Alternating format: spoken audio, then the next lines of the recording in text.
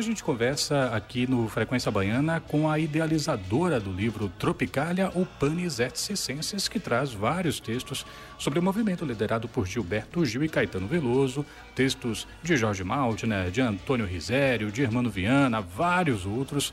Um trabalho que rendeu uma exposição em cartaz até 4 de agosto na Caixa Cultural, onde acontece o lançamento do livro amanhã às 7 da noite. Ana de Oliveira, bem-vinda ao Frequência Baiana. Tudo bem? Tudo bem, Renato. Um prazer estar aqui com vocês. Um prazer é nosso. Esse é um disco de 68 que tem uma canção de Vicente Celestino, tem rock, tem samba, tem psicodelia, tem orquestrações, termina com o hino do Senhor do Bonfim. Esse exercício de quebrar limites, que hoje em dia até se tornou uma coisa relativamente comum, você diria que esse é o grande legado que fica do movimento? Um dos grandes legados, né? O tropicalismo é um movimento diverso, um movimento multicultural, que incluiu todos os tantos gêneros. O impulso tropicalista era para a convocação geral de estilos diversos, de gênios diversos, de pensamentos diversos. Esse era o espírito tropicalista, includente. E como é que você, Ana de Oliveira, se ligou a ele a ponto de ter um site que é a referência para quem quer pesquisar sobre o assunto e agora está lançando um livro? Esse é um tema que já perpassa a minha vida desde criança, quando em casa ainda ouvia os discos dos meus irmãos mais velhos, onde se tocava muito o próprio Tropicália, Panis et Circenses, o disco dos Beatles, dos Mutantes, também dos Beatles, o Sgt. Pepper's dos Beatles, lançado em 67, os discos dos Mutantes, dos Novos Baianos, Acabou Chorare, dos Novos Baianos era uma referência. Então, todo esse campo de música diversa veio me influenciando e eu fui desenvolvendo um interesse particular pelo movimento tropicalista, até ser capaz de desenvolver projetos com mais seriedade, com mais consistência. E assim foi criando essa intimidade com o tema. A gente está aqui conversando sobre um disco que tem uma coisa muito curiosa nele, que é o erro de grafia do latim do Panis et Circenses. Isso foi proposital? Não, na época não foi proposital, mas a gente há de convir que naquele momento a coisa que menos interessava aos tropicalistas era um cuidado com o vernáculo, né? Então, realmente o próprio Décio Pignatari dizia que era o latim macarrônico dos tropicalistas, né? Porque realmente a grafia está incorreta. Na verdade, o correto seria circenses, está com CI, mas o correto seria SE ou SE. E aí eu cheguei a dizer para o Caetano, quando encontrei com ele, que pode ter sido um erro, e pode ter sido um erro não, de fato foi um erro, mas eu acho que ficou muito mais bonito com CI do que a coisa correta, do que o que versaria, o que versa a antiga língua do Lácio, né? O latim. Então, o erro tropicalista deu um charme, eu diria, ao disco e a tudo que compôs aquele momento tropicalista da história da música popular brasileira. Volta e meia a gente ouve falar, Ana, de trabalhos novos, de artistas em que se diz que está se bebendo da fonte da Tropicália. Eu me lembro muito de se falar isso, por exemplo, sobre o trabalho da Silvia Machete, às vezes se fala sobre Márcia Castro. O que você acha que existe em termos de som, de música, que pode associar um artista moderno, seja ele quem for, ao que foi criado lá em 68? O tropicalismo se espraiou por toda a criação artística e toda a música popular brasileira, tudo que foi criado, que veio posteriormente, de algum modo, e nem em todos os casos, tem uma correlação com a coisa tropicalista. Então, por exemplo, muito se falou do Nação Zumbi, não é? do Chico Science, aquelas misturas todas que o Chico Science fazia do Mangue Beat. Enfim, da Adriana Calcanhoto, o Arnaldo Antunes, Brown, por exemplo. O Arnaldo tem uma ligação até um pouco com esse trabalho que você vem desenvolvendo, né? Sim, o Arnaldo participa do nosso projeto do livro. Ele fez o texto de contracapa, ele foi uma pessoa muito presente nesse projeto. Inspirou também. Estamos aqui conversando com Ana de Oliveira, ela que é idealizadora do livro Tropicália, Panis et Circenses, que rendeu também uma exposição que está com lançamento amanhã na Caixa Cultural, vai até 4 de agosto. Tem uma coisa curiosa, Ana, que naquele momento você tinha um movimento libertário dentro da música, que tinha entre os seus representantes o pessoal da Tropicália, e você tinha um grupo que procurava fazer uma delimitação muito forte assim, dentro da música, o não à guitarra. Como é que ficavam essas correlações? Foi um momento de confrontos estéticos, ideológicos. Os próprios festivais funcionavam como uma arena para discussões acaloradas sobre estética. Existia uma tendência ao nacionalismo exacerbado, vindo da esquerda. E o tropicalismo eles não conseguiam, na verdade, o tropicalismo fundiu a cabeça de muita gente, porque a esquerda não se identificava, nem a direita. A esquerda chamava o tropicalismo de alienação e a direita chamava o tropicalismo de subversão.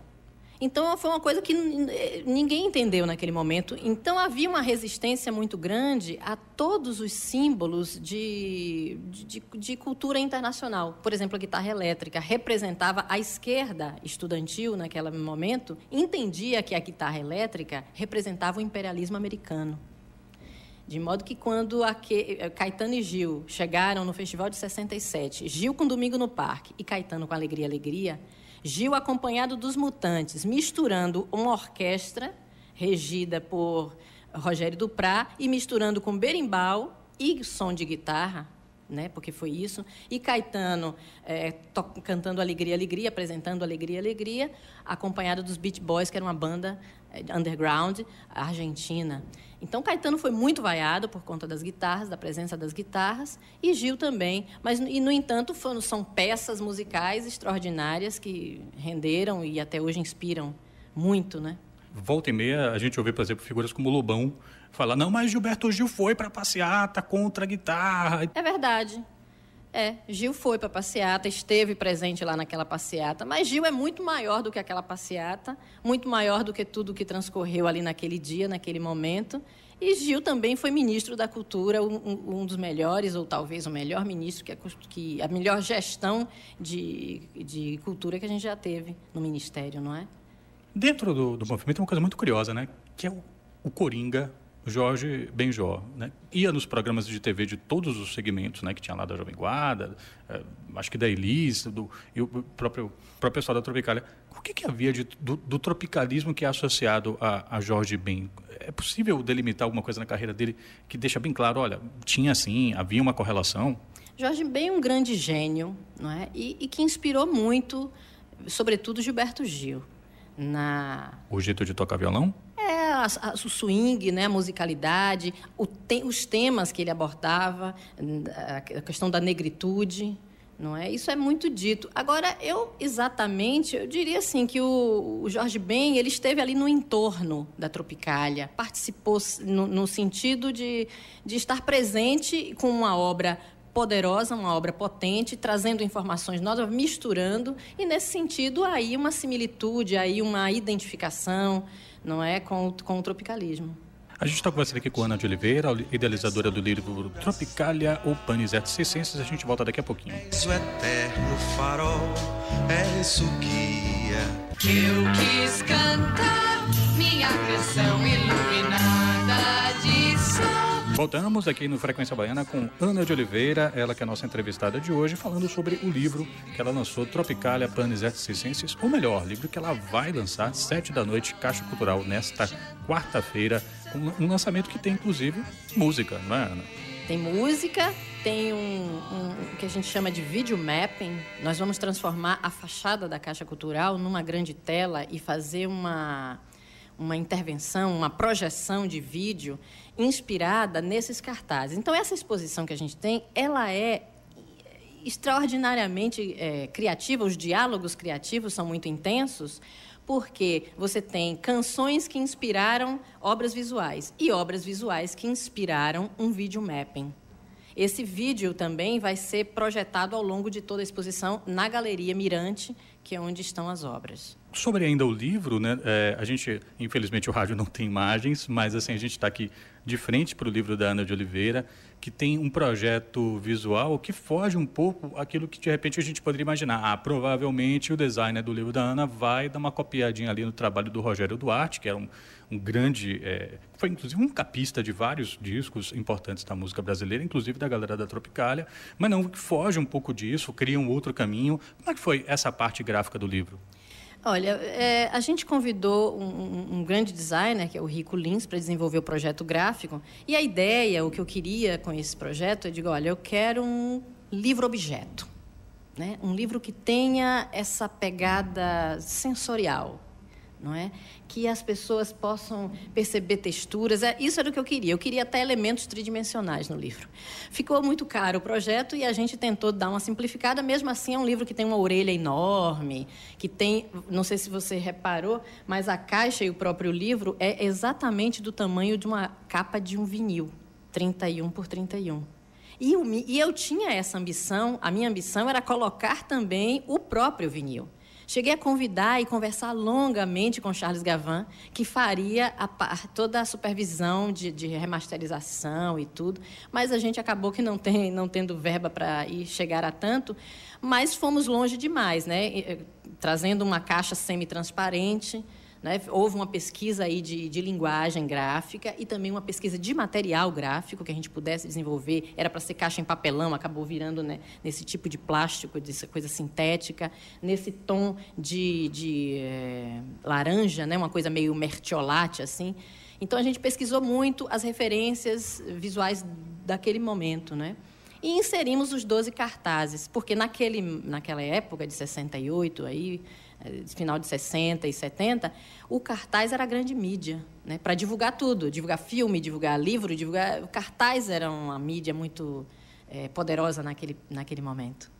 Inclusive, tem uma história engraçada de como o Arnaldo recebeu isso aí, não foi? O Arnaldo Antunes, quando recebeu o livro, ele espalhou tudo na casa dele, assim, na sala, ficou tudo espalhadão, e ele ficava impressionado com o colorido, com a vibração dos cartazes, porque realmente são lindos, eu recomendo a todos. E ainda por cima, eles rendem uns quadros que podem ser colocados na sua sala e que ficam muito bonitos, ou no escritório, eu tenho visto de amigos meus. A exposição estão lá, as reproduções dessas obras estão expostas num formato de 1,80 por 1,20. Todas essas obras é exatamente isso. E os cartazes que acompanham o livro medem 60 por 90, padrão de um cartaz. Temos música também, né? O Margarete e o J. Veloso também vão se apresentar. A Margarete, muito querida, que já vem desenvolvendo um trabalho belíssimo. O Gil e Caetano, né, que ela está fazendo homenagens. Exatamente, em cima da obra do Gil e Caetano. Então, ficou muito confortável, ela tomou isso com muito carinho e com muito cuidado. E aí a presença muito querida também de J. Veloso, trazendo aí, eles vão incorporar... A Margarete vai introduzir canções do disco, eu pedi que ela fizesse isso, né? Então, houve uma pequena alteração no roteiro do show original dela, para incorporar as canções do disco, Tropicália, o Panisette Circenses. Ana de Oliveira, que está lançando amanhã aqui em Salvador, na Caixa Cultural, 7 da noite, Tropicália, o Panisette Circenses. Caixa Cultural, que você sabe, fica ali no centro da cidade, Rua Carlos Gomes, é fácil de chegar. Agora está recebendo também essa exposição inspirada no livro da Ana de Oliveira. Muito obrigado pela participação aqui no Frequência Baiana e sucesso. Obrigada, querido Renato, com um programa belíssimo. Muito obrigada.